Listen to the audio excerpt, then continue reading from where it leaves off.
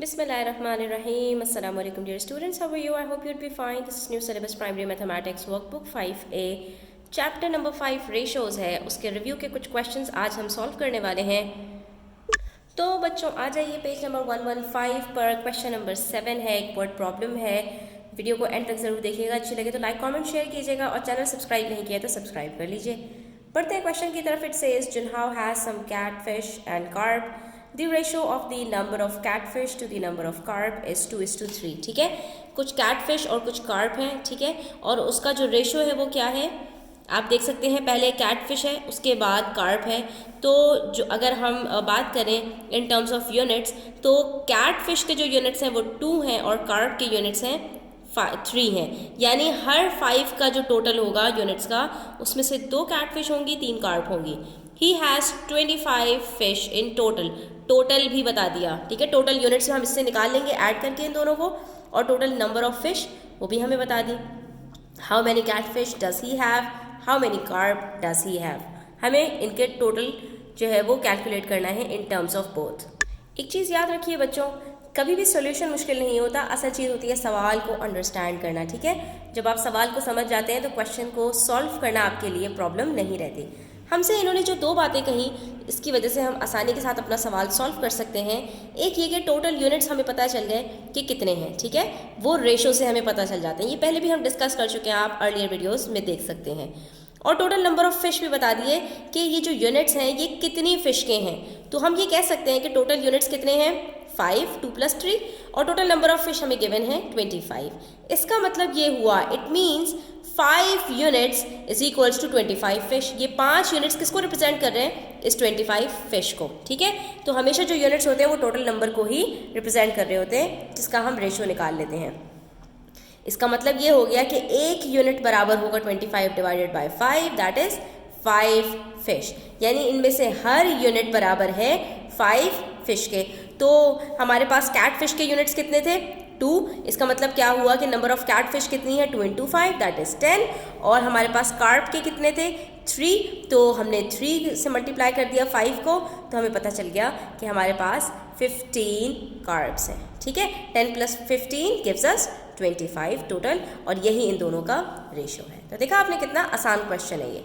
उसके बाद हमारे पास आ जाते हैं question number 8, which says the ratio of the number of boys to the number of girls who took part in a track event was 5:2। ठीक है, कुछ बॉयज़ हैं और कुछ गर्ल्स हैं, उन्होंने एक इवेंट में पार्टिसिपेट किया है, ट्रैक इवेंट में, और उनका जो रेशो है वो आ रहा है 5:2। बॉयज़ का जो यूनिट है वो कितना है 5 और गर्ल्स का 2। 24 more boys than girls took part in the event. अब हमें ये भी बता दिया कि इसमें से जो यूनिट्स हैं वो बॉयज़ के ज़्यादा हैं, और जब टोटल की बात करते हैं तो जितनी लड़कियां हैं उसमें अगर 24 प्लस करते हैं तो उतने बॉयज़ हैं। How many girls took part in the event. बहुत सिंपल क्वेश्चन है, इसके सॉल्यूशन की तरफ बढ़ते हैं। इस क्वेश्चन को आप सबसे पहले एक मॉडल से समझिए। ठीक है, जो हमें रेशो बताया उसमें हमें 5 यूनिट्स बॉयज़ के बताए हैं और सिर्फ 2 यूनिट्स गर्ल्स के बताए हैं। लेकिन हमें जो दूसरी बात इन्होंने बड़ी अच्छी बताई है वो ये बताई है कि जितने बॉयज़ गर्ल्स से ज़्यादा हैं, ठीक है, उनके यूनिट्स कितने हैं 3 यूनिट्स। ठीक है, क्योंकि 2 बॉयज़ के हैं और 2 गर्ल्स के हैं, दोनों के पास सेम ये है। बाकी जो एक्स्ट्रा हैं वो कितने हैं 3 यूनिट्स हैं। ये 3 यूनिट्स बराबर हैं 24 बॉयज़ के, क्योंकि जितनी गर्ल्स ने पार्ट लिया है उसमें अगर 24 ऐड करते हैं तो उतने बॉयज़ ने पार्ट लिया है। तो इसका मतलब ये हो सकता है ना स्टूडेंट्स कि 3 यूनिट्स बराबर हैं 24 बॉयज़ के। अगर मुझे ये बात पता चल गई तो मैं 1 यूनिट आसानी से निकाल सकती हूँ। 1 यूनिट कैसे निकालूंगी, 1 unit is equal to 24 divided by 3 that is 8। इसका मतलब क्या हो गया कि हर यूनिट बराबर है 8 बॉयज़ और 8 गर्ल्स के। समझ आई बात? बस अगर ये बात समझ में आ गई तो आपने इसी तरह से अपना सोल्यूशन करना है। Units of boys 5, units of girls 2। ठीक है, डिफरेंस कितना हो गया 5 - 2 3। ठीक है, और उसके बाद ये 3 यूनिट्स बराबर हैं 24 बॉयज़ के, तो 1 यूनिट बराबर है 8 बॉयज़ या 8 गर्ल्स के। और गर्ल्स के कितने यूनिट्स हैं 2 यूनिट्स। हमसे नंबर ऑफ गर्ल्स पूछी थी, तो हम क्या कहेंगे कि 2 यूनिट्स इज इक्वल्स टू 8 × 2। ठीक है, दैट इज 16 गर्ल्स। तो there are 16 girls who took part in the event. Next we have question number 9 on page 116. It says the table below shows the amount of money 3 children had. 3 बच्चे हैं, उनके पास कितने पैसे हैं वो यहाँ पर लिखे हुए हैं. Find the ratio of the amount of money Bala had to the total amount of money that 3 children had. ठीक है, आपने क्या बताना है, रेशो बताना है बाला का, ठीक है, और किस चीज़ के साथ, इन सब का जो टोटल है ना उसके साथ. ठीक है, तो हम सबसे पहले इसका टोटल निकाल लेते हैं, फिर रेशो निकाल लेते हैं और अपना आंसर फिर हम सिंप्लीफाई कर लेते हैं. तो बच्चों बहुत ही सिंपल क्वेश्चन है ये आपके पास. बाला के पास 12 रुपये हैं और जो तीनों बच्चे हैं उनके पास मिलाकर कितने 12 + 4 + 16 32 रुपीज़ हैं. आपने क्या करना है, पहले बाला का अमाउंट रखना है, फिर तीनों बच्चों का अमाउंट रखना है और इसको सिंप्लीफाई कर देना है. और सिंप्लीफाई करना बहुत आसान है, दोनों इवन नंबर्स हैं, पहले आप 2 से डिवाइड करें तो आपके पास आंसर आ जाएगा 6:16. लेकिन ये मज़ीद 2 से डिवाइड हो सकता है क्योंकि दोबारा दोनों इवन नंबर्स हैं, तो ये आंसर आ जाएगा हमारा 3:8. लेकिन बच्चों याद रखो कि 2 से आप कब तक सिंप्लीफाई करते रहोगे, कोशिश किया करो कि सबसे बड़ा आप जो है वो फैक्टर तलाश करो कि इन दोनों का क्या है. आप देख सकते हो दोनों इतने बड़े नंबर्स नहीं हैं और आपको पता है कि दोनों 4 के टेबल में आते हैं, तो आप डायरेक्टली 4 से इसको सिंप्लीफाई करने की कोशिश किया करो. ठीक है, बढ़ते हैं क्वेश्चन नंबर 10 की तरफ. Which says there was 60 ml of water in beaker A and 100 ml of water in beaker B.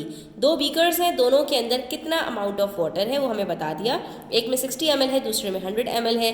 Find the ratio of the volume of water in beaker A to the volume of water in beaker B. Simple है, 60 का आपने 100 के साथ ratio निकाल लेना है. ठीक है, उसको सिंप्लीफाई कर देंगे. After some water was added to both beakers, beaker A had 90 ml of water. The ratio of the volumes of water in both beakers remained the same. थोड़े जो है वो टाइम के बाद थोड़ा सा पानी और ऐड किया गया दोनों बीकर्स के अंदर, तो बीकर ए में 60 ml से 90 ml पानी हो गया. ठीक है, और जो रेशो था दोनों बीकर्स का वो सेम ही रहा, यानी पहले जो रेशो निकला था वही रेशो अभी भी इनका है. How much water was added to beaker B. आपको फाइंड आउट करना है कि बीकर बी में कितना पानी ऐड किया गया, तो हम ये फाइंड आउट कर लेते हैं. इतना बड़ा मसला थोड़ी है इसको. इस क्वेश्चन का पहला पार्ट करना तो आपके लिए कुछ मुश्किल नहीं है, आसान है. ठीक है, आपने 60 और 100 का रेशो निकाल लिया.